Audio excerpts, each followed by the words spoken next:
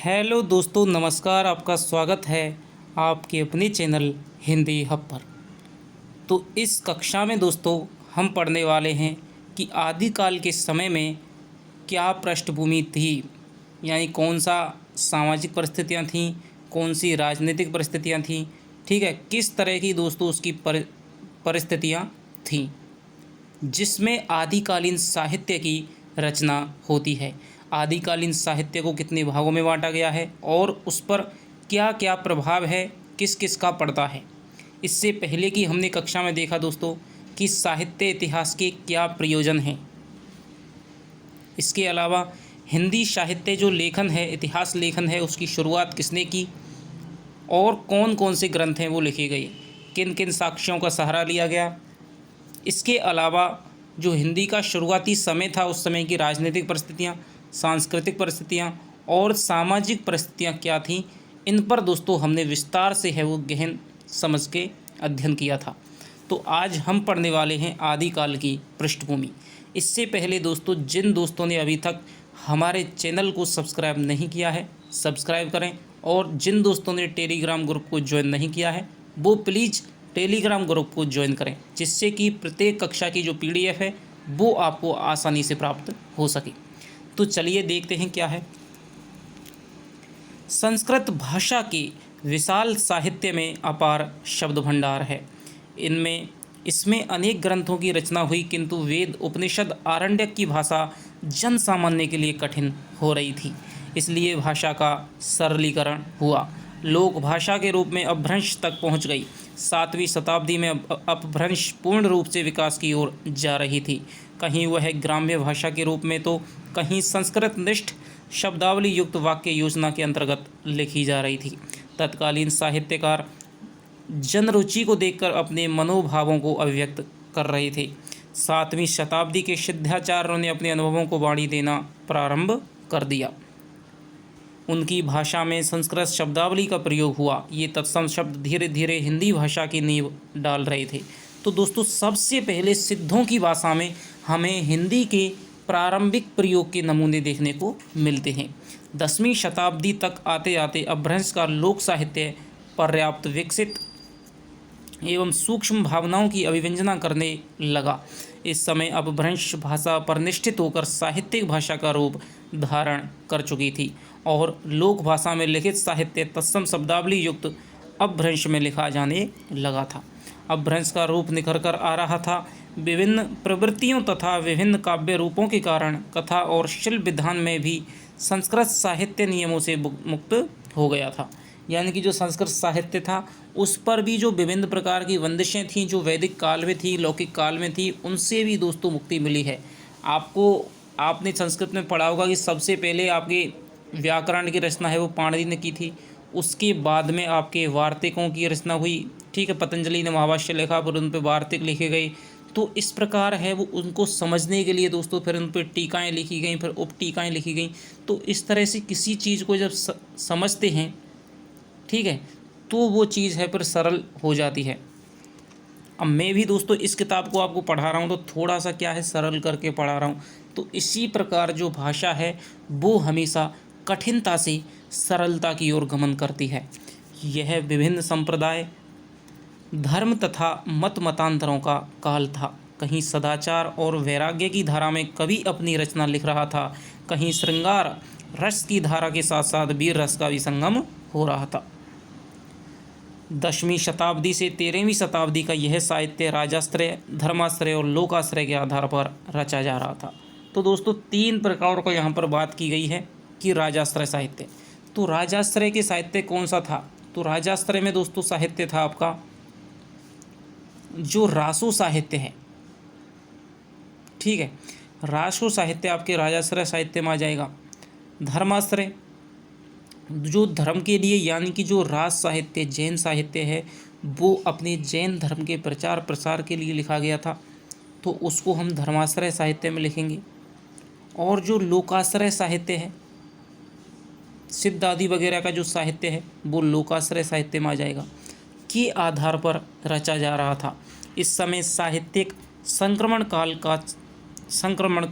चल रहा था। छंद, काव्यात्मक विषय वस्तु, काव्य रूढ़ियाँ, परंपराओं की दृष्टि से अपभ्रंश साहित्य प्रचुर मात्रा में प्रभावित हुआ। हिंदी भाषा को प्राणवान बनाने का प्रयास प्रबुद्ध चेता तथा विकासोन्मुखी प्रतिभावान रचनाकारों ने अपने भावों को लोक रंजनकारी एवं लोक कल्याणकारी बनाने का सुनियोजित मार्ग प्रशस्त किया था। जनमानस जीवंत धारा की ओर बढ़ रहा था। वीर रस की वेगमयी धारा ने अदम्य साहस का संचार किया, जो लोक रंजन के साथ साथ लोक रक्षण का काम कर रही थी। राजाश्रय कवियों ने युद्ध के क्षणों में सेना के मनोबल को बढ़ाने के लिए वीर रस को चुना। वीर रस की ओजस्वी शैली के कारण इसको रासो नाम दिया गया। यानी कि जो रासो साहित्य है दोस्तों, वो मुख्यतः रूप से राजाश्रय में लिखा गया। यानी कि विभिन्न राजाओं के आश्रय में चारण कवि रहते थे। जब कोई युद्ध होता था तो सैनिक है युद्ध करने से कतराते थे, तब वो कविताएं लिख करके सैनिकों में साहस और वीरता का संचार करते थे, जिससे कि युद्ध में उनकी विजयी हो जाए। और युद्ध के समय में भी दोस्तों चारण है वो कविताएं गा गा कर सैनिकों को युद्ध लड़ने की प्रेरणा देते थे।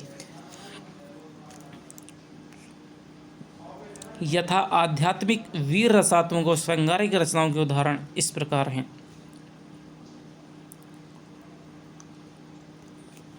तो नाद ना बिंदु ना रवि शशि मंडल बहुत ज़्यादा आपकी इम्पोर्टेंट दोस्तों पंक्ति है, ठीक है, इसको आप याद रखिएगा। ये बहुत बार आपसे पूछी है और आपसे पूछी जा सकती है। इस पुस्तक की आपके लिए एक एक पंक्ति है वो दोस्तों इम्पोर्टेंट है, यहाँ से कुछ भी आपसे पूछा जा सकता है। चियराय सहावे मूलक उजरे उजु जाड़ी माँ तेहु रेवंक नियहि बोही जा जहुरे लंक। तो यहाँ पर दोस्तों आपकी जो ये आपकी सहपात, ठीक है, जो कि राहुल संकृत्य ने हिंदी का पहला कवि इनको माना है, तो उनकी ये पंक्ति है। तो यहाँ पर आपके अनंत अवेद्य वगैरह वाली जो कुंडली वगैरह वाली है, तो उसकी हमें यहाँ पर एक बात यहाँ पर की जा रही है।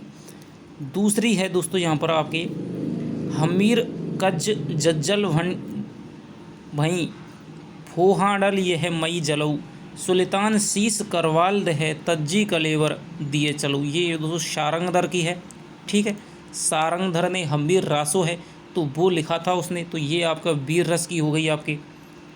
इसके अलावा आपके जन्म अवधि हम रूप निहारल नैन न तिरुपति भेल से हो मधु बोल श्रवण ही सुनत सुरती पथ परसना मेल। ये आपके विद्यापति की है, तो ये श्रृंगार रस का उदाहरण है। ऊपर का आपका आध्यात्मिक रस का उदाहरण है और आपके जो बीच का है वो आपके वीर रस का उदाहरण है। आदिकाल के इस समय में हिंदी का प्रारंभिक रूप देखने को मिल रहा था। हिंदी अपने अस्तित्व में आ रही थी। आचार्य हजारी प्रसाद द्विवेदी ने कहा, 10वीं से 14वीं शताब्दी का काल जिसे हिंदी का आदिकाल कहते हैं, भाषा की दृष्टि से अपभ्रंश का ही बढ़ावा है। तो ये बात है वो किसने कही थी? HP द्विवेदी ने कही थी। और उन्होंने दोस्तों 10वीं शताब्दी से लेकर के 14वीं शताब्दी तक हिंदी का आदिकाल की समय सीमा मानी है। इसी अपभ्रंश के बढ़ाव को कुछ लोग उत्तरकालीन अपभ्रंश कहते हैं और कुछ लोग पुरानी हिंदी, यानी कुछ तो इसे कहते हैं कि भाई अपभ्रंश की बाद की अवस्था है तो ये उत्तरकालीन अपभ्रंश है, और कुछ लोग इसे हिंदी से पहले की अवस्था कहते हैं तो इसे पुरानी हिंदी के नाम से पुकारते हैं। 12वीं शताब्दी तक निश्चित रूप से अपभ्रंश भाषा ही पुरानी हिंदी के रूप में चलती थी, यद्यपि उसमें नए तत्सम शब्दों का आगमन शुरू हो गया। इस प्रकार अपभ्रंश के प्रारंभ में लिखी गई रचनाएं और उत्तरार्ध अपभ्रंश की रचनाएं आदिकाल की रचनाएं मानी गई हैं। इस समय का साहित्य परिनिष्ठित अपभ्रंश के रूप में हिंदी का रूप निखार रहा था। इस काल के नामकरण पर अनेक मत प्रकट हो रहे थे, ठीक है। तो यहाँ पर दोस्तों हजारी प्रसाद द्विवेदी का ये मत है कि भाई इस समय की जो रचनाएं हैं, ठीक है, कुछ तो इन्हें उत्तरकालीन अपभ्रंश की रचनाएं कहते हैं, अपभ्रंश के बाद की कुछ लोग इन्हें हिंदी से पूर्व की रचनाएं कहते हैं। तो ये दोनों जो चीज़ हैं ये क्या है, एक संक्रांति काल था, और इन दोनों काल की अपभ्रंश की भी रचनाएं और हिंदी से पूर्व की रचनाएं, इन दोनों को आदिकाल की रचनाओं में शामिल किया गया है, ठीक है। आदिकाल में क्या होता है, आदिकाल में आपके अपभ्रंश की रचनाएं भी आएंगी, राज साहित्य आएगा, जैन साहित्य आएगा, सिद्ध साहित्य आएगा, ठीक है, और रासो साहित्य आएगा। इसके अलावा आपके कुछ फुटकर कवि हैं, अमीर खुसरो वगैरह है, विद्यापति हैं, उनको भी लिया जाएगा, ठीक है। लौकिक साहित्य आ जाएगा, जैसे आपके पाहुड़, राउल वेल वगैरह है, ढोला मारूरा दूहा है। तो इस प्रकार सारी की सारी दोस्तों ये सारी चीज़ें हैं वो आदिकाल के अंतर्गत हैं, वो समाहित कर ली जाती हैं।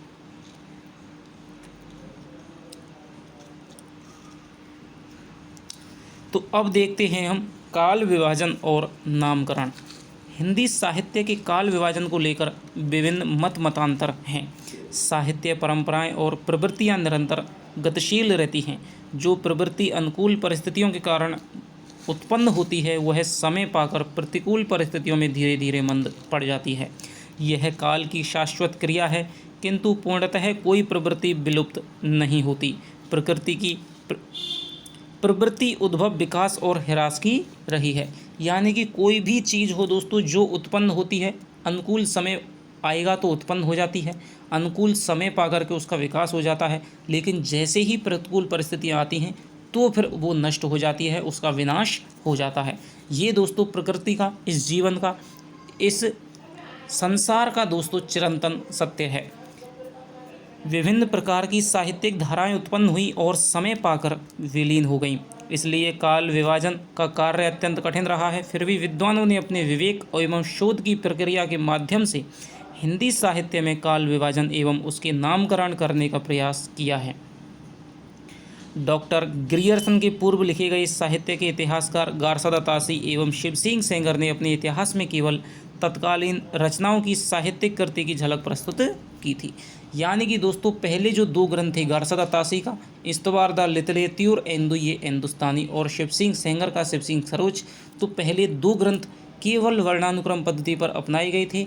उनमें कोई भी काल क्रम के अनुसार उनमें कोई वर्णन नहीं दिया गया था। उनमें सबसे पहले जो भी ए पर नाम है वो आ जाएगा, बी पर जो नाम है इस प्रकार से नाम उनका दिया गया था, चाहे वो कभी भले ही बाद में पैदा हुआ हो चाहे पहले ही कभी पैदा हुआ।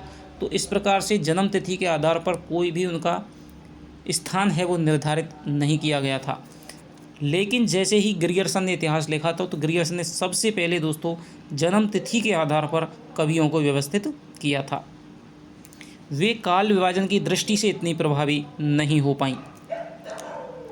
डॉक्टर ग्रियर्सन ने अपने पूर्व विद्वानों द्वारा रचित इतिहास का गहन चिंतन, मनन एवं सूक्ष्म अध्ययन करके इस काल को क्रमानुसार विभाजित किया। इन्होंने हिंदी साहित्य में पहली बार संयोजित एवं ऐतिहासिक दृष्टिकोण अपनाया। तो हिंदी साहित्य में पहली बार संयोजित और ऐतिहासिक, तो आपको दोस्तों किसी भी पुस्तक की शब्दावली अलग अलग होती है।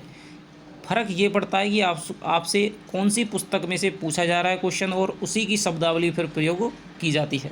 तो यहाँ पर यदि इस पुस्तक से प्रश्न आपका पूछा जाएगा तो फिर आपसे यही शब्दावली प्रयुक्त होगी कि हिंदी साहित्य में पहली बार संयोजित एवं ऐतिहासिक दृष्टिकोण को अपनाने वाले इतिहासकार कौन है। 4 विकल्प दे देगा, वहाँ पर आपका सही उत्तर होगा वो होगा doctor George Grierson. Doctor Grierson ने कहा कि समय की परिवर्तनशीलता के कारण चिंतन धारा में भी परिवर्तन होता है। ग्रियर्सन ने हिंदी साहित्य के इतिहास को 11 भागों में विभाजित किया। उन्होंने हिंदी साहित्य के प्रथम काल का नाम चारण काल कहा। मिश्र बंधुओं ने अपने इतिहास ग्रंथ मिश्र बंधु विनोद में निम्न प्रकार से काल विभाजन किया है। तो सबसे पहला तो दोस्तों हमारा काल विभाजन है ग्रियर्सन का। उसके बाद में जो हमारे काल विभाजन की जो परंपरागत रूप से शुरुआत हुई थी वो मिश्र बंधुओं से हुई थी, ठीक है। और पिछली बार की 2018 की जो सेकंड ग्रेड थी उसमें जो क्वेश्चन आया था वो आया था मुग़ल दरबार का, कि मुग़ल दरबार निम्न में से किसका काल विभाजन है। तो आचार्य शुक्ल था, उसमें हजारी प्रसाद द्विवेदी था, मिश्र बंधु था, ग्रियर्सन था। तो वहाँ पर हम सीधे लगा लेंगे दोस्तों, इनमें से नहीं था तो सीधे की सीधे वो हमारा क्वेश्चन है ग्रियर्सन की तरफ है, इशारा करता है। तो आरंभिक काल को दोस्तों यहाँ पर इन्होंने 2 भागों में बांटा है। इसके अलावा माध्यमिक काल को भी इन्होंने 2 भागों में बांटा है, अलंकृत काल को भी इन्होंने 2 भागों में बांटा है, ठीक है। तो इन्होंने जो संपूर्ण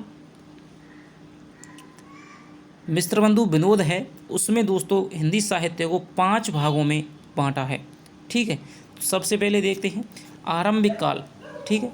तो इन्होंने जो आदि काल है उसको दोस्तों आरंभिक काल कहा है। और ग्रियर्सन ने आरंभिक काल यानी कि जो सबसे पहला काल है उसे किसकी आदि काल को क्या संज्ञा दी है, चारण काल की। तो पूर्वारंभिक काल यानी कि पहले का आरंभिक काल और उत्तर आरंभिक काल, इसको इन्होंने दो भागों में बांटा है। तो 700 से 1343 और 1344 से 1444। माध्यमिक काल, पूर्व माध्यमिक काल 1445 से 1560 और प्रौढ़ माध्यमिक काल 1561 से 1680। ये दोस्तों सारी की सारी तिथियां हैं वो विक्रम संवत में हैं। अलंकृत काल, पूर्वालंकृत काल 1681 से 1790 विक्रम संवत, उत्तरालंकृत काल 1791 से 1889। परिवर्तन काल 1890 से लेकर के 1925 विक्रम संवत और वर्तमान काल 1926 से अद्यावधि यानी कि जब तक इतिहास ग्रंथ लिखा जा रहा है। तो ये दोस्तों आपका हो जाएगा। इन्होंने 5 भागों में है वो हिंदी साहित्य को बांटा है, जिसमें आरंभिक काल, माध्यमिक काल, अलंकृत काल। तो यहाँ पर आपसे पूछा जाएगा कि इन्होंने आदि काल को क्या नाम दिया है, तो आरंभिक काल, और इन्होंने भक्ति काल है उसको क्या नाम दिया है, माध्यमिक काल। इसके अलावा इन्होंने रीति काल को क्या नाम दिया है, अलंकृत काल। ये दोस्तों आपसे बहुत ज़्यादा आपसे पूछा जाता है, वेरी मोस्ट, कि मिस्र बंधुओं ने रीति काल को नाम क्या दिया है या अलंकृत काल किसका नामकरण है। तो ये आपका हो जाएगा मिस्र बंधुओं का, ठीक है। उसके बाद में परिवर्तन काल और वर्तमान काल। मिस्र बंधुओं का वर्गीकरण ग्रियर्सन की अपेक्षा प्रौढ़ था, किंतु इसमें पूर्णता नहीं आई। इसे वैज्ञानिक तरीके से सही नहीं माना गया क्योंकि यह युक्ति संगत कम था। यानी सबसे पहले परंपरागत रूप से जो काल विभाजन का प्रयास किया था वो आपके किया था भले ही मिस्र बंधुओं ने, लेकिन यह वैज्ञानिक दृष्टि से खरा नहीं उतरा था, क्योंकि इनके इतिहास ग्रंथ में दोस्तों ऐसी अनेक तथ्यों को सम्मिलित कर दिया गया था जिनका वास्तविकता से कोई लेना देना नहीं था। क्योंकि जो विभिन्न इतिहास हिंदी प्रेमी थे उन्होंने भी अपने पत्र भेज कर इसके निर्माण में अपनी सहायता प्रदान की थी। आचार्य रामचंद्र शुक्ल ने 900 वर्षों के इतिहास हिंदी साहित्य को 4 भागों में विभाजित किया है, जो विद्वानों को कुछ मान्य कुछ अमान्य रहा। शुक्ल के अनुसार हिंदी साहित्य को निम्नलिखित कालों में बांटा गया है, और यही जो दोस्तों काल विभाजन है वो सबसे ज़्यादा प्रामाणिक माना जाता है। तो सबसे पहले हो जाएगा आपके वीरगाथा काल 1050 से लेकर के 1375 यानी कि 993 ईस्वी से 1318 विक्रम संवत। भक्ति काल 1375 से 1700, रीति काल 1700 से 1900 तक, और गद्य काल 1900 से आज तक। तो ये दोस्तों यदि आप संवत है उसमें से आपको सन बनाना है तो 57 आप घटा दीजिए। तो ये आपके शुक्ल का काल विभाजन है। आचार्य शुक्ल के काल विभाजन एवं नामकरण के पीछे कारण रहा है। शुक्ल जी का वीरगाथा काल नामकरण विशेष अनुसंधान एवं गणवेषणाओं के आधार पर किया गया। उनके काल विभाजन के 2 आधार थे। किसी कालखंड में विशेष ढंग की रचनाओं की प्रमुखता, यानी कि आपसे पूछा जाए कि शुक्ल ने अपने काल विभाजन के लिए कौन से 2 आधारों को अपनाया था, तो एक तो पहले इन्होंने देखा कि कौन से भाई काल विभाजन में इस समय में जो विशेष ढंग की यदि कोई रचनाएं हैं तो उनकी यदि प्रमुखता है वे कौन कौन सी हैं और वो किस रस पे लिखी गई हैं। इसके अलावा इस समय के जो कौन कौन से ऐसे ग्रंथ हैं जो बहुत ज़्यादा प्रसिद्ध हैं, जैसे आदिकाल में आपके पृथ्वीराज रासो था चंद्रवरदाई का, ठीक है, बीसलदेव रासो था, और आपके हमीर रासो था, विजयपाल रासो था, विद्यापति की पदावली थी, विजय अमीर खुसरो की पहेलियाँ थी। तो ये सब इन्होंने देखा था। तो किसी कालखंड में विशेष ढंग की रचनाओं की प्रमुखता, यानी कि उन रचनाओं का यदि प्रसिद्ध हैं तो उन रचनाओं की शैली क्या है, उन रचनाओं का रस वगैरह क्या है, उनकी प्रमुखता क्या है, और इस समय के विशेष ग्रंथों की प्रसिद्धि।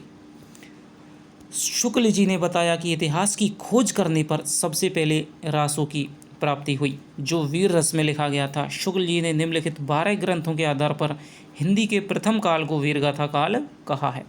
तो सबसे पहले दोस्तों यहाँ से आपका क्वेश्चन बनता है कि शुक्ल ने सबसे पहले काल को क्या नाम दिया है, आदि काल को क्या नाम दिया है, तो वीरगाथा काल नाम दिया है।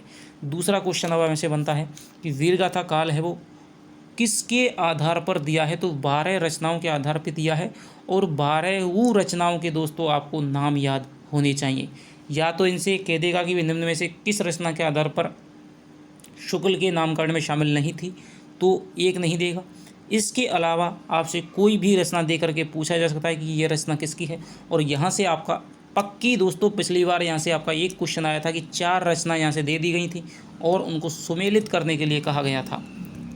तो हम देखेंगे एक एक रचनाओं की कौन सी 12 रचनाओं को शुक्ल ने आधार बना करके आदिकाल को वीरगाथा काल कहा था। तो सबसे पहली रचना है विजयपाल रासो, जो कि नल्ल सिंह ने लिखी है।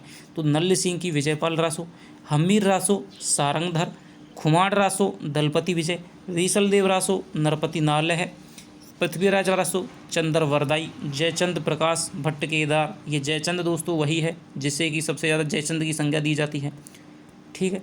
देशद्रोही जयचंद, जय मयंक जस चंद्र का मधुकर कवि,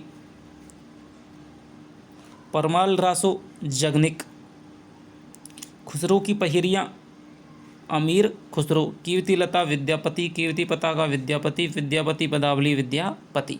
तो जो कीर्ति लता है और कीर्ति पताका है, इसकी भाषा है वो क्या है, अबहट्ट है। और कीर्ति लता की भाषा को स्वयं विद्यापति ने अबहट्ट कह करके पुकारा है। हमने पहले पढ़ा था दोस्तों, देसिल वयना सब जन मिठा, तें तेसन जप हो अबहट्टा। तो ये बात है वो आपको याद रखनी है।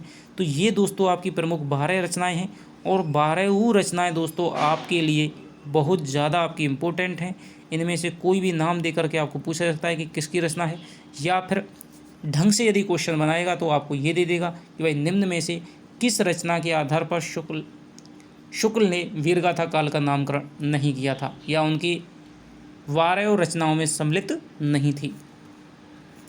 किंतु शुक्ल जी के नामकरण को आचार्य हजारी प्रसाद द्विवेदी ने नहीं माना।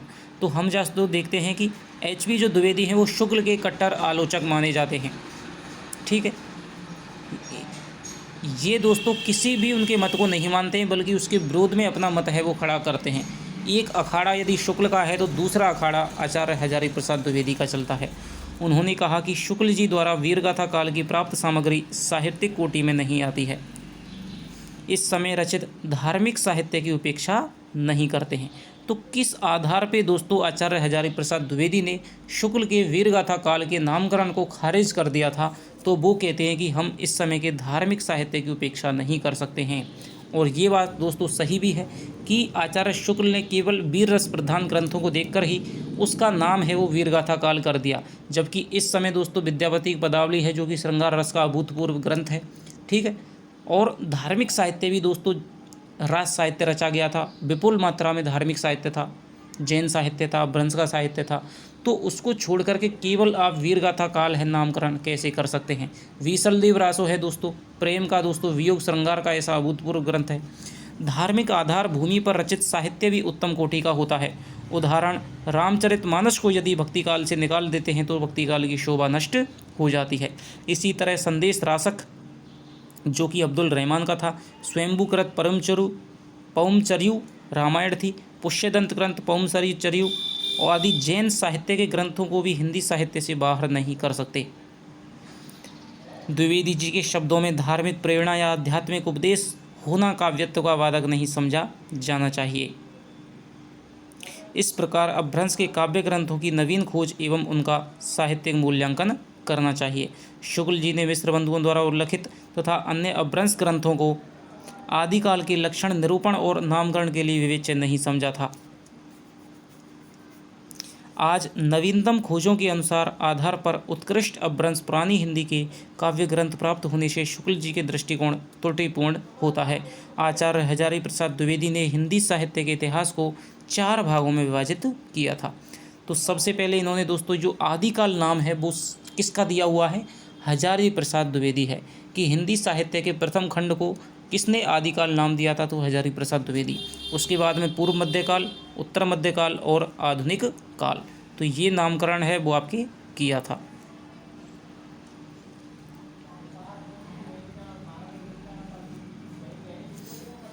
आचार्य हजारी प्रसाद द्विवेदी ने हिंदी साहित्य के प्रथम काल को आदिकाल कहने के लिए अपना मत प्रकट किया। उन्होंने कहा कि वस्तुतः हिंदी साहित्य का आदिकाल शब्द एक प्रकार की भ्रामक धारणा की सृष्टि करता है, श्रोता के चित्त में एक भाव पैदा करता है कि यह कोई आदि में मनोभावपन परंपरा विनिर्मुक्त काव्य रूढ़ियों से अछूते साहित्य का काल है। यह ठीक नहीं है। यह काल बहुत अधिक परंपरा प्रेमी, रूढ़िग्रस्त और सजग सचेत कवियों का काल है। तो ये लाइन आपसे दे करके पूछी जा सकती है किसकी है?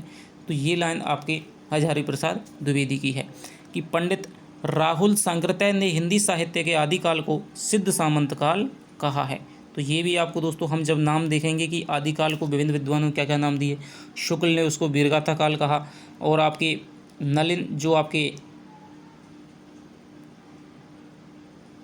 आपके रामशंकर शुक्ल रसाल है, उन्होंने जय काव्य काल कहा था।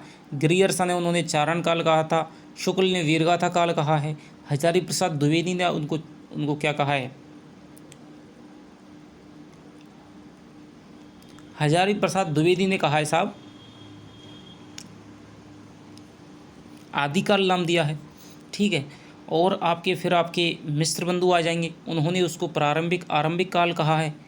इसके अलावा आपके आदिकाल हो गया, वीरगाथा काल हो गया। ठीक है। सिद्ध सामंत और चारण काल है वो रामकुमार वर्मा ने कहा है। तो इस प्रकार से प्रत्येक विद्वान ने अपना अपना मत प्रकट किया है। उन्होंने माना कि यह काल सिद्ध आचार्यों के धार्मिक उपदेश नैतिक दर्शन एवं आध्यात्मिकता से युक्त है।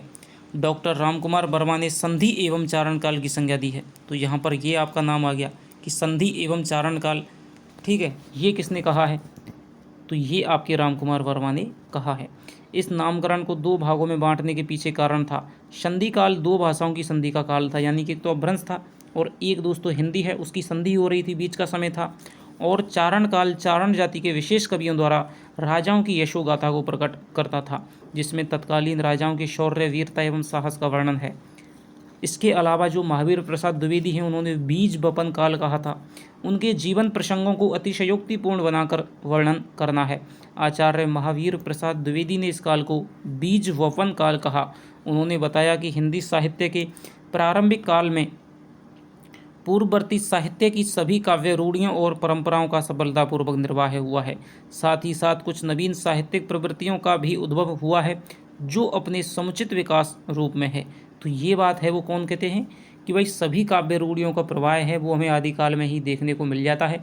उनके जो बीज हैं वो हमें आदिकाल में देखने को मिल जाते हैं। इसीलिए इस काल को मैं बीज वपन काल है वो कहता हूँ। चंद्रधर शर्मा गुलेरी ने हिंदी साहित्य के प्रथम काल को अपभ्रंश काल के नाम से संबोधित किया है। तो ये भी आपको याद रखने की चीज़ है। उन्होंने बताया कि हिंदी की प्रारंभिक स्थिति अपभ्रंश भाषा के साहित्य से शुरू होती है, इसलिए अपभ्रंश काल कहना उचित है। विश्वनाथ प्रसाद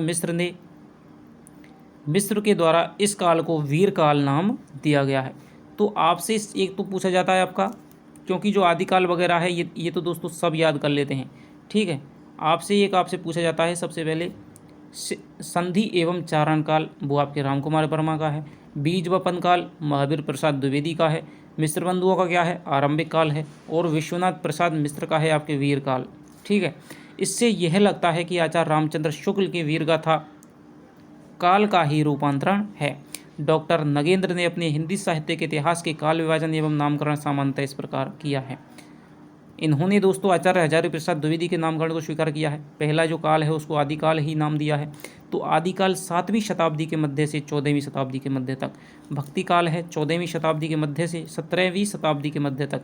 रीति काल है 17वीं शताब्दी के मध्य से 19वीं शताब्दी के मध्य तक। और आधुनिक काल है वो 19वीं शताब्दी के मध्य से अब तक। तो ये दोस्तों कालक्रम है। सारी की सारी चीज़ें मैंने हिंदी साहित्य इतिहास की जो कक्षाएँ हैं उनमें दोस्तों मैंने पढ़ा रखी हैं। इसके अलावा जो इनकी विशेष बात ये है दोस्तों, मौलिकता इनकी यहाँ पर देखने को मिलती है कि इन्होंने आधुनिक काल को भी दोस्तों 4 भागों में इन्होंने बांटा है। ठीक है। आधुनिक काल को भी इन्होंने संपूर्ण साहित्य को 4 भागों में और आधुनिक काल को भी 4 भागों में बांटा है।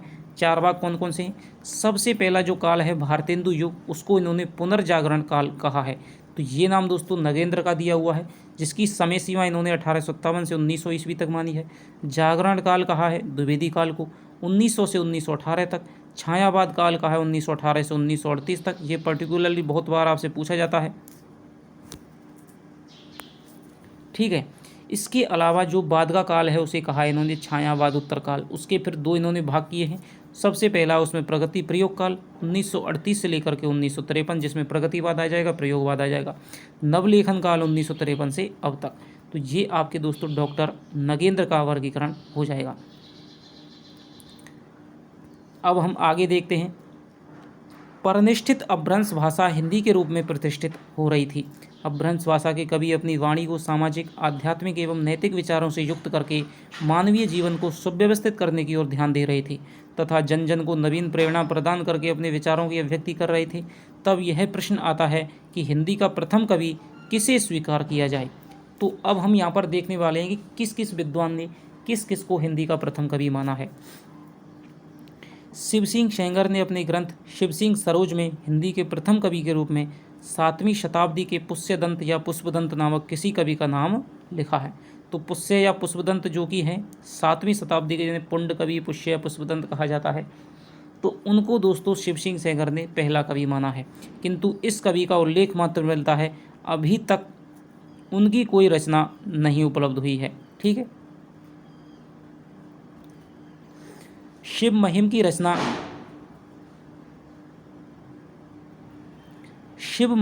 रचना पुष्यदंत ने की थी। इनका लक्षण ग्रंथ भी था जो अभी तक प्राप्त नहीं हुआ है। तो ये शिव महिम की रचना है दोस्तों, ये आपको याद रखना है किसने की थी, पुण्य दंत ने। सरहप्पा सरहपाद राहुल संकृत्यान ने 7वीं शताब्दी के सरहप्पा को हिंदी का प्रथम कवि माना है। तो यही दोस्तों ये मत है सरहपाद वाला, यही सर्वमान्य रूप से स्वीकार किया जाता है। यदि आपसे प्रश्न आए कि हिंदी का पहला कवि है वो कौन है, तो आपको सरहपाद लिखना है, या फिर किसी विद्वान के नाम से आए कि भाई उनके अनुसार हिंदी का पहला कवि कौन है, तो फिर आपको वहाँ पर और किसी पर जाना है। ये 84 सिद्धाचार्यों में से एक थे। इन्होंने बताया कि सरहपाद कवि की कृतियों में अपभ्रंश की अपेक्षा संस्कृत भाषा के तत्सम शब्दों का प्रयोग हुआ है।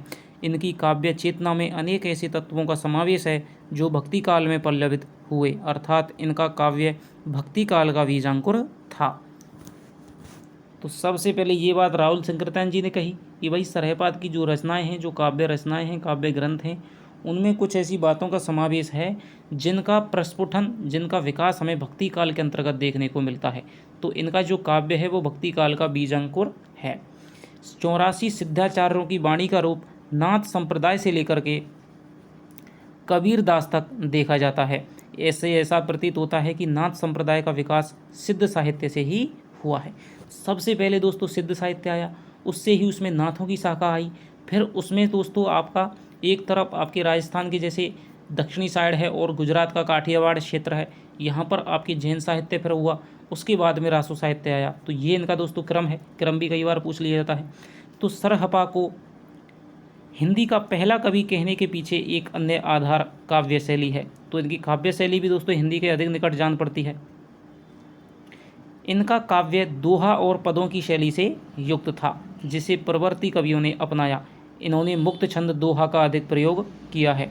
इन दृष्टियों से सरहपाद को हिंदी का प्रथम कवि, तो दोहा का दोस्तों सबसे पहले प्रयोग करने वाले कवि हैं हिंदी के, ये हैं सरहपाद। तो इन दृष्टियों से सरहप्पा को हिंदी का प्रथम कवि माना गया है। कुछ विद्वानों का मत है कि सरहपाद को हिंदी का प्रथम कवि इसलिए नहीं मानते कि इनका काव्य अपभ्रंश साहित्य में लिखा गया है, तथा दूसरा इस समय हिंदी का कोई प्रसार नहीं था। हिंदी का निखार तो 11वीं शताब्दी तक आते आते हुआ, जबकि सरहपाद 7वीं शताब्दी के सिद्धाचार्य कवि थे। डॉक्टर गणपति चंद्र गुप्त ने कहा, अपभ्रंश और हिंदी के बीच ऐसी कोई मध्यंतर रेखा नहीं खींची जा सकती है। उन्होंने अपने हिंदी साहित्य का वैज्ञानिक इतिहास, जो 1965 में 2 भागों में रचित है, में भरतेश्वर बाहुबली राज के रचयिता शालिभद्र सूरी को हिंदी का प्रथम कवि माना है। कुछ विद्वान अमीर खुसरो को तथा कुछ विद्यापति को हिंदी का प्रथम कवि मानते हैं। विद्यापति को मानते हैं डॉक्टर बच्चन सिंह मानते हैं आपके, लेकिन कुछ विद्वानों ने अमीर खुसरो और विद्यापति को 12वीं शताब्दी के कवि कहकर अस्वीकार कर दिया है। मिश्र बंधुओं ने अपनी हिंदी नवरत्न में, जिसमें 9 कवि थे, ठीक है, तुलसी, सूर, देव बिहारी, दुई कक्का दुई चंद और भूषण की मति को किया नवरत्नों में बंद। तो इस प्रकार से 9 कवियों के आप ध्यान रख सकते हैं कि तुलसी, सूर, देव बिहारी, भूषण, मतिराम और केशवदास, कबीरदास, चंद और हरिश्चंद्र। तो इन 9 कवियों को मिश्र बंधुओं ने आपके हिंदी नवरत्न में शामिल किया है। तो मिश्र बंधुओं ने अपने हिंदी नवरत्न में लिखा है कि महाकवि चंद्रवरदाई वास्तव में हिंदी के प्रथम कवि हैं। तो चंद्रवरदाई को मिश्र बंधुओं ने माना है। चंद्रवरदाई की रचनाओं में प्रौढ़ता एवं छंद विधान का अनुसरण किया गया है। आचार्य रामचंद्र शुक्ल का मानना है कि चंद्रवरदाई हिंदी के प्रथम कवि हैं। इनकी रचना पृथ्वीराज रासो हिंदी का प्रथम महाकाव्य है। तो दोस्तों रामचंद्र शुक्ल ने हिंदी का पहला महाकवि माना है इन्हें।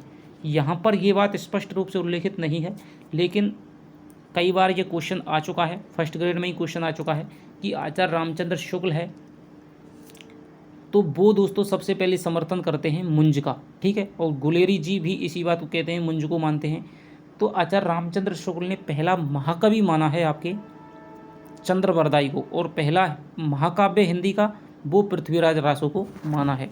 डॉक्टर रामकुमार वर्मा ने हिंदी साहित्य का आलोचनात्मक इतिहास 1938 में लिखा। उन्होंने बताया कि स्वयंभू हिंदी का प्रथम कवि है, क्योंकि अपभ्रंश के कवियों की लेखनी काव्यमयी हो उठी थी। शैली भी सरस और प्रभावपूर्णता के कारण लोकप्रिय हो रही थी, जिसका प्रभाव भक्ति पर पड़ा। किंतु अंत में हिंदी साहित्य के प्रथम कवि के रूप में सरहप्पा को ही माना गया है, क्योंकि उनकी भाषा एवं काव्य शैली के उदाहरणों से स्वतः ही इसका उत्तर मिल जाता है और यह स्पष्ट हो जाता है कि सरहपाद की भाषा अपेक्षाकृत हिंदी के अधिक निकट है। तो ये दोस्तों हम सरहपाद की देखिए कि जह मन पवन ना संचरई, रवि शशि ना है पवेश, तही बट चित विश्राम करूं, सरहे कही उवेश। तो जहाँ ना तो मन पवन संचरई, ना तो जहाँ पर पवन का संचार हो सकता है, और ना ही रवि शशि यानी कि सूर्य और चंद्रमा जहाँ पर प्रवेश नहीं पा सकते हैं, उसी बरगद वृक्ष के नीचे मेरा जो हृदय है वो विश्राम करता है। ठीक है, ये बात है वो सरहे यानी कि जो सरप्पा है वो कहते हैं। पंडित शैल सत्य वखाणई, देह ही बुद्धि वसंत ना जाड़ई। तो यानी कि दोस्तों यहाँ पर हमें थोड़ी सी भाषा ऐसी है कि हमें थोड़ी सी समझ में आने लगती है। तो यहीं पर सर्वमान्य रूप से हिंदी का जो पहला कवि है वो सरहपा को, सरहपाद, राहुल वज्र, सरोज वज्र, ठीक है, इसको स्वीकार किया जाता है। इस उदाहरण से अपभ्रंश भाषा में संस्कृत के तत्सम शब्दों की प्रवृत्ति पाई गई, जो आगे चलकर हिंदी भाषा के शब्द बने मन, पवन, रवि, शशि, वट और चित्त। तो इस प्रकार दोस्तों यहाँ पर मन है, पवन है, रवि है, शशि है, वट, तो यहाँ पर ये संस्कृत के शब्द हैं जो सीधे के सीधे हिंदी में देखने को मिलते हैं। इसलिए हमने माना कि भाई सरहपा है वो सबसे हिंदी के ज़्यादा निकट हैं। राहुल जी ने सरहप्पा का समय 769 ईस्वी माना है, बहुत ही ज़्यादा आपको ध्यान रखने की जरूरत है। डॉक्टर रामकुमार वर्मा ने 7वीं शताब्दी से ही सिद्धों की रचनाओं की भाषा का प्रारंभिक रूप मानते हैं, और इन्होंने दोस्तों इसे संधि काल की नाम संज्ञा दी है। तो रामकुमार वर्मा 7वीं शताब्दी से ही सिद्धों की रचनाओं को भाषा का प्रारंभिक रूप मानते हैं, और इन्होंने स्वयंभू को यहाँ पर पहला कवि माना है। इसमें दोहा शैली का विकसित रूप मिलता है। सिद्धाचार्यों के इस प्रकार के साधनात्मक दोहे नाथ संप्रदाय एवं कबीरदास के हठयोग तक का मूल सिद्ध करते हैं। तो आपसे पूछा जाए कि सिद्धों और जो नाथों की जो परंपरा है वो भक्ति काल के किस कवि में देखने को मिलती है, तो वो कबीरदास में देखने को मिलती है दोस्तों। सिद्ध नाथों की जो अंत साधनात्मक प्रणाली थी, ठीक है, इसके अलावा आपके हठयोग था, जो आपकी संध्या भाषा थी, उलटवासी शैली थी, वो सारी की सारी आपको कबीरदास में देखने को मिलती है। तो सिद्धाचार्यों के इस प्रकार के साधनात्मक दोहे नाथ संप्रदाय एवं कबीरदास के हठयोग तक का मूल सिद्ध करते हैं। तो ये बात दोस्तों यहाँ पर हमने पढ़ ली है।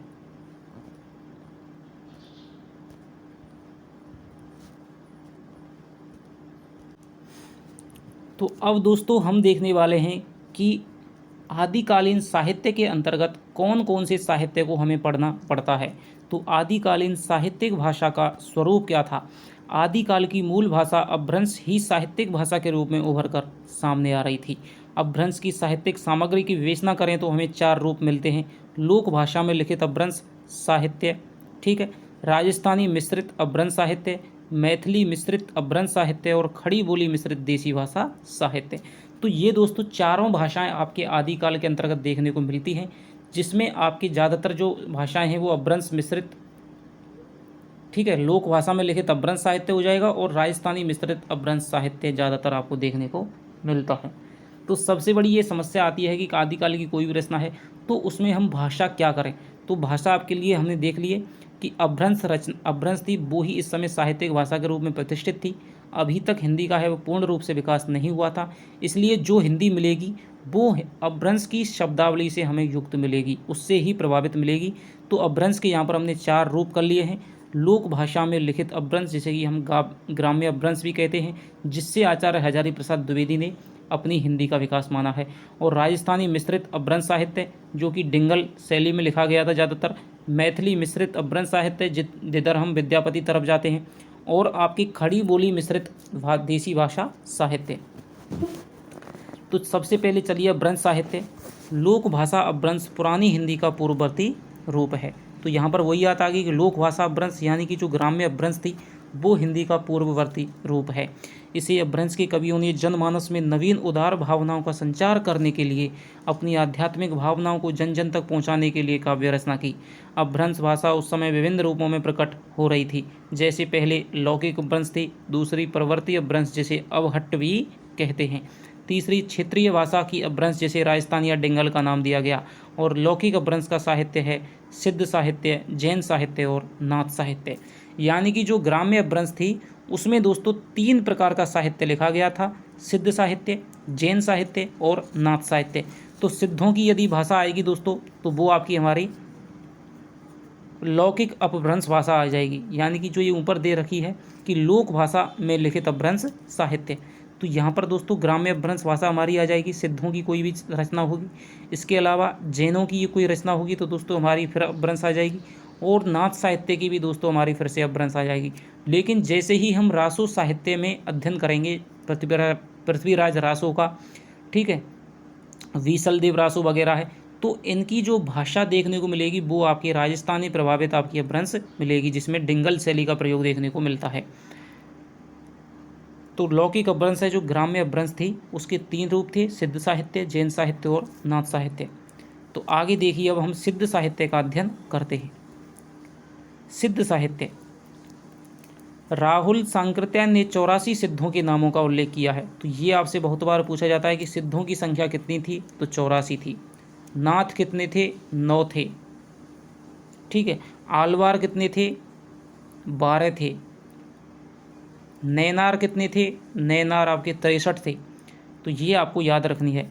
इन सिद्धों का मूल लक्ष्य अपने साहित्य को जनभाषा में लिखकर सर्वसाधारण जन तक पहुंचाना था।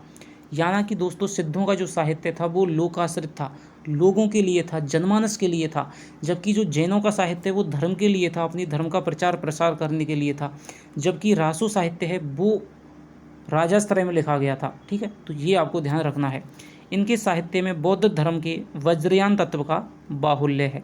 तो दोस्तों आपको पता है कि जैसे ही चौथी बौद्ध संगीति हुई थी उसके बाद में जो आपका बौद्ध धर्म है वो हीनयान और महायान में बढ़ गया था। तो महायान की ही आगे चल कर के आपके एक शाखा आती है जिसे हम वज्रयान नाम से जाना जाता है।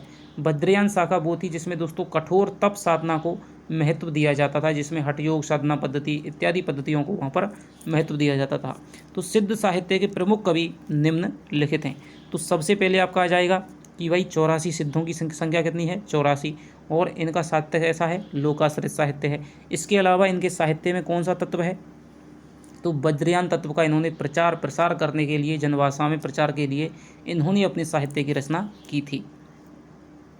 तो इनका जो मूल लक्ष्य है वो क्या था कि वज्रयान तत्व का प्रचार करना।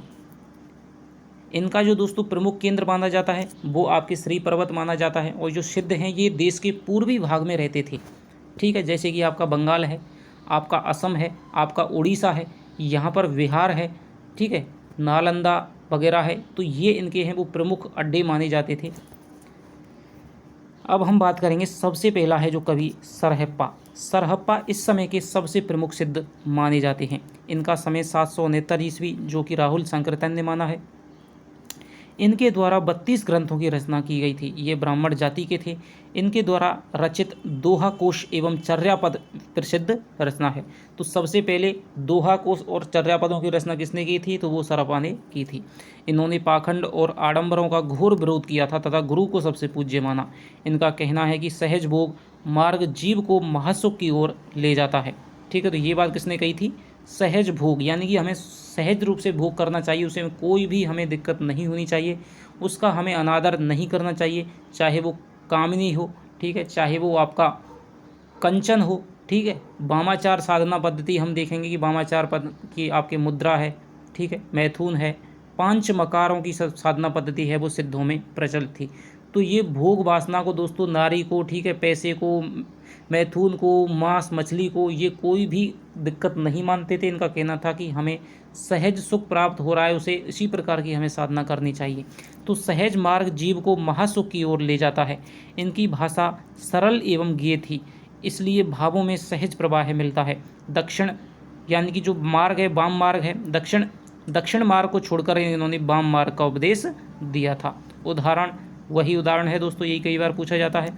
नांद न बिंदु न रवि शशि मंडल, चियराय सहाबे मूकल, अजुरे उजु छाड़ी माँ लेहुरे बंक, नियय बोहिया जाहुरे। तो ये दोस्तों साधनात्मक पारिभाषिक शब्दावली है, ठीक है, जिसका आपको अर्थ करना बहुत ही कठिन है।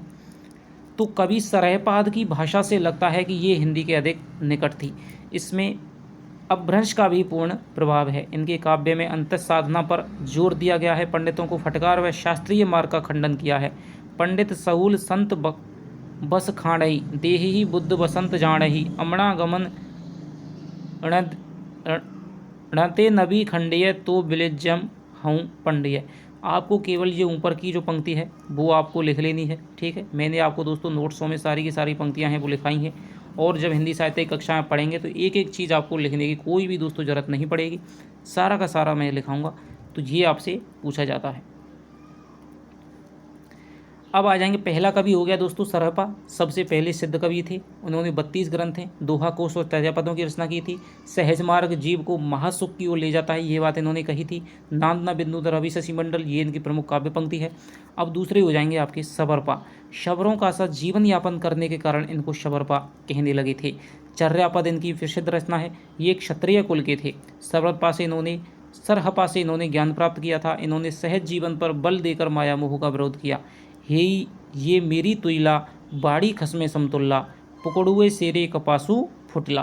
तो ये दोस्तों पूरी की पूरी ये अंतर साधनात्मक प्रणाली है। ये प्रतीकात्मक शब्दावली है कि किस प्रकार अंतर साधना में कौन कौन से प्रतीकों का प्रयोग करते हुए इन्होंने मुक्ति मोक्ष की है वो बात की है। तो ये आपको हेरी ये मेरी तैला पहली पंक्ति है वो आपको ध्यान देनी है। लुइपा, तो ये शबरपा के शिष्य थे। ये जाति के कायस्थ थे, ठीक है, ये आपको याद रखना है। किंतु इनकी प्रबल साधना देखकर उड़ीसा के राजमंत्री और इनके शिष्य बन गए थे। तो ये बार दोस्तों कई बार क्वेश्चन आ चुका है कि ऐसा कौन सा सिद्ध था कि जिसको देख करके उड़ीसा है उसके राजा है उसके शिष्य बन गए थे। तो ये आपके लुइपा थे। और 84 सिद्धों में इनका जो स्थान है दोस्तों वो सबसे ऊँचा माना जाता है। 84 सिद्धों में इनका ऊँचा स्थान है। तो कोवा तरवर पंच बेडाल, चंचल चाहिए पैठा काल, बहुत बार दोस्तों आपके यूजीसी नेट में पूछी जाती है। डोम्बेपा जाति के क्षत्रिय थे। इनका समय है 840 ईस्वी के लगभग माना गया है। इनके गुरु का नाम वेरोपा था। तो इनका पीछे दोस्तों पा आदर सूचक शब्द का ये प्रयोग करते थे। सरपा, लुइपा, डोम्बेपा, कुकरिप्पा, जालीपा, जालंधर, ठीक है। इस प्रकार दोस्तों आपके पा ही पा मिलेगा 84 नामों के अंतर्गत। इनका प्रसिद्ध ग्रंथ डोम्बी गीत का है और योगचर्या विशेष प्रसिद्ध ग्रंथ हैं। गंगा जमुना माझेरे वहर नाही, ताही बुंडली मातंगी पोई आले ले पार गई, सदगुरु पाउए जाइब पुणु जिणोरा। तो यहाँ पर सदगुरु की जो महिमा है दोस्तों उसको यहाँ पर महत्व दिया गया है। तो आपको कुछ प्रधान बातें हैं दोस्तों वो ही आपको याद रखनी है, ठीक है। तो लुइपा है, लुइपा से आपका क्वेश्चन है वो बनने के बहुत ज़्यादा आपके संभावनाएं रहती हैं कि सबसे सिद्धों में सबसे ऊंचा स्थान वो कौन सा था, तो लुइपा का था, ठीक है। लुइपा और किसको देख करके मंत्री बन गए थे, तो वो आपके लुइपा को देख करके। ये सबरपा के शिष्य थे। और कोआ तरवर पंचबेडाल ये आपकी इनकी रचनाएं हैं, ठीक है। अब आगे देखते हैं दोस्तों क्या है।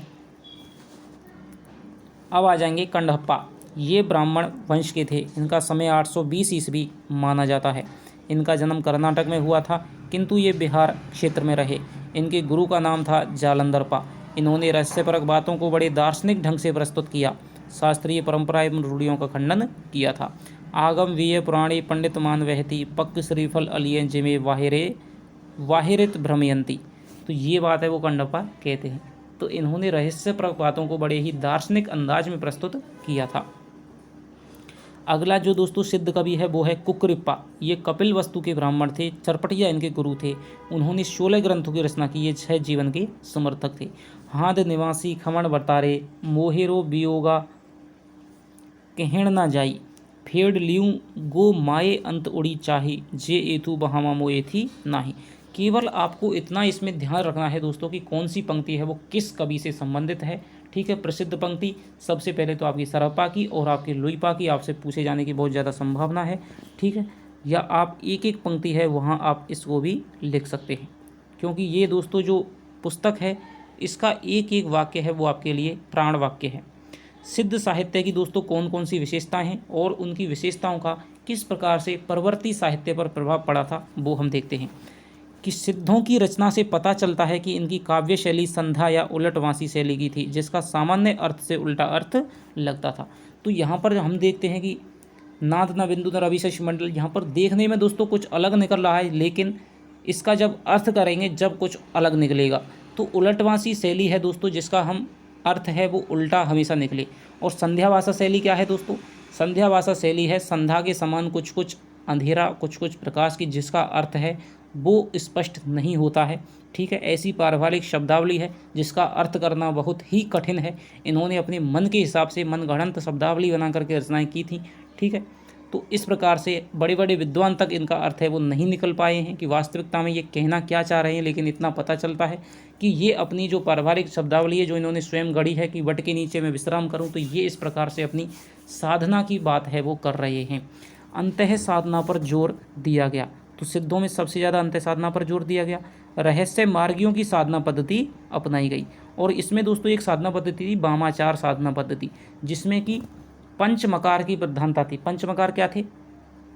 5 में, यानी कि मत्स्य था, मैथुन था, मुद्रा थी। ठीक है, और आपकी मछली थी। इसके अलावा आपके और कौन सा हो गया? एक तो मछली हो गई, एक मुद्रा हो गई, मत्स्य हो गई, मैथुन हो गई, और आपकी एक और थी। ठीक है, आपके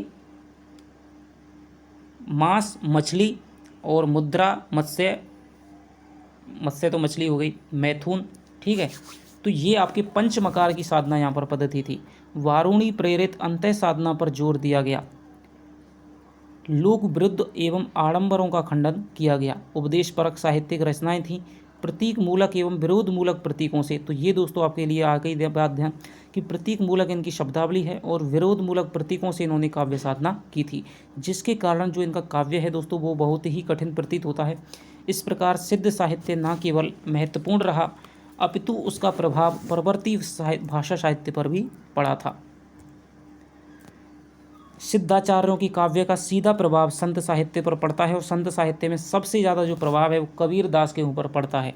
कर्मकांडों की निंदा, आचरण की शुद्धता, संध्या भाषा, उलटवासियाँ, रहस्यमय युक्तियाँ, रूपक एवं प्रतीक विधान शब्दावली का प्रयोग हम भक्ति काल के संत कबीर के साहित्य में देखते हैं।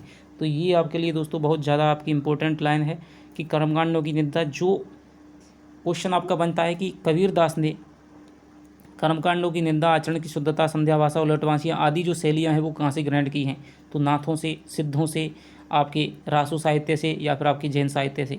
तो आपके ये नाथों, ये सिद्धों से इन्होंने ग्रहण की है। दोहा और गीति शैली भक्ति काल की विशेषता बन गई थी। तो इनकी जो दोहा और गीति शैली थी वो भक्ति काल में देखते हैं हम पद में, मीराबाई हो, चाहे सूरदास हो, चाहे तुलसीदास हो, इनका प्रभाव नाथ साहित्य पर भी पड़ा था, क्योंकि योग साधना सिद्धों की परंपरा लगती है। डॉक्टर हजारी प्रसाद द्विवेदी ने कहा, भक्तिवाद पर सिद्धों का प्रभाव है। इनके साहित्य की सबसे बड़ी महत्वपूर्ण देन ये है कि आदिकाल की प्रामाणिक सामग्री प्राप्त हुई। तो ये आपकी इंपॉर्टेंट लाइन है जो कई बार आपके यूजी नेट एग्जाम में दोस्तों आ चुकी है। ठीक है, तो सिद्ध साहित्य में दोस्तों वामाचार साधना पद्धति थी। ठीक है, यहाँ पर स्त्री को मान्यता दी जाती थी, उसका सुख का साधन माना जाता था, सहज मार्ग को प्रधानता दी जाती थी। इसीलिए सिद्ध साहित्य में से ही कुछ लोग हैं वो निकल करके आए कि भाई जो इस पद्धति का समर्थन नहीं करते थे कि भाई मांस, मुद्रा, मैथुन ये है, पंचमकार का समर्थन नहीं करते थे, तो वो अलग हो करके उन्होंने कठोर साधना पद्धति है, हठयोग साधना पद्धति शुरुआत की, जिसे हम नाथ पंथ के नाम से जानते हैं। तो 8वीं शताब्दी का जो समय है वो आपके सिद्धों का माना जाता है, और जो 9वीं 10वीं का समय है वो आपके 9वीं शताब्दी मुख्यतः वो आपके नाथों की मानी जाती है। 10वीं शताब्दी से लेकर के 12वीं शताब्दी है वो आपके राज साहित्य की, और 14वीं 13वीं 14वीं शताब्दी है वो आपके रासो साहित्य की मानी जाती है, 12वीं से 14वीं शताब्दी। तो इस प्रकार दोस्तों आपका हम सिद्ध साहित्य देखते हैं कि सिद्ध साहित्य में आपके 84 सिद्ध थे, जिनमें सबसे पीछे आपके पा शब्द का है वो प्रयोग होता था, और ये दोस्तों देश के जो पूर्वी भाग है उसमें रहते थे, बंगाल, असम, बिहार और आपके जो उड़ीसा है, इस प्रकार के यहाँ क्षेत्र में रहते थे। श्री पर्वत है, नालंदा है, ये इनके दोस्तों केंद्र माने जाते थे हैं। और इनमें आपकी वामाचार साधना पद्धति थी, अंत्य साधना पर जोर देते थे, सहज मार्ग को जोर देते थे, वामाचार साधना पद्धति हो गई, ठीक है। संध्यावासा शैली थी, उलटवासियाँ शैली थी आपकी। तो इस प्रकार की शैलियाँ दोस्तों सारे के सारे विस्तार से में क्या होता है, सारी चीज़ें हैं वो आपकी हिंदी साहित्य कक्षाओं के अंतर्गत आपको लिखा दूंगा। तो यहाँ पर हमने दोस्तों सिद्ध भाषा का अध्ययन किया है, सिद्धों का। और आगे दोस्तों कल की कक्षा में हम अध्ययन करेंगे नाथ साहित्य का, जैन साहित्य का और रासु साहित्य का, ठीक है। इस प्रकार हमारा दोस्तों जो आदिकाल है वो हमारा दोस्तों कल की कक्षा में पूर्ण हो जाएगा। तो आशा करता हूँ कि दोस्तों आपको ये कक्षाएं हैं वो पसंद आ रही होंगी। कृपया कमेंट करके बताएं कि मेरा ये जो प्रयास है दोस्तों कैसा लग रहा है, आपको पसंद आ रहा है या नहीं आ रहा है, और क्या सुधार करने की दोस्तों आवश्यकता है। क्योंकि दोस्तों मैं कभी भी जो सलाह देता है, जो सुधार की सलाह देता है, आलोचना करता है, सकारात्मक आलोचना करता है, उसका कभी मैं विरोध नहीं करता हूँ, हमेशा खुले दिल से स्वागत करता हूँ। जितनी भी दोस्तों यदि आपको कमियाँ लग रही हों वो आप सीधे कमेंट में लिख करके मुझे बताएं। जितना मुझसे हो सकेगा मैं उनका दोस्तों सुधार करने की कोशिश करूँगा और आपके सामने दोस्तों अच्छे से अच्छा है वो कंटेंट लाने की, अच्छे से अच्छी तरह से दोस्तों पढ़ाने की कोशिश करूँगा। तो चलिए आपसे मिलता हूँ दोस्तों अगली कक्षा में, तब तक के लिए दोस्तों बाय बाय, जय हिंद, जय भारत।